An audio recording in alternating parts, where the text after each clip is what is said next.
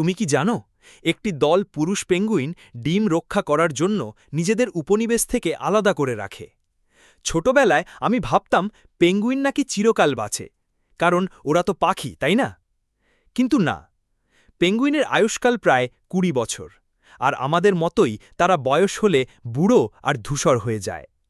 কিছু প্রজাতির পেঙ্গুইন, যেমন সম্রাট পেঙ্গুইন, ৫০ বছর পর্যন্ত বাঁচতে পারে।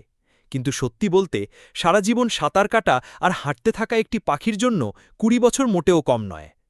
পেঙ্গুইনরা দক্ষিণ গোলার্ধে পাওয়া যায়, বেশিরভাগই অ্যান্টার্কটিকায়। তারা উড়তে পারে না, কিন্তু দারুণ সাঁতার কাটতে পারে। কিছু প্রজাতি খাবারের সন্ধানে প্রতিবছর শত শত মাইল অভিবাসন করে।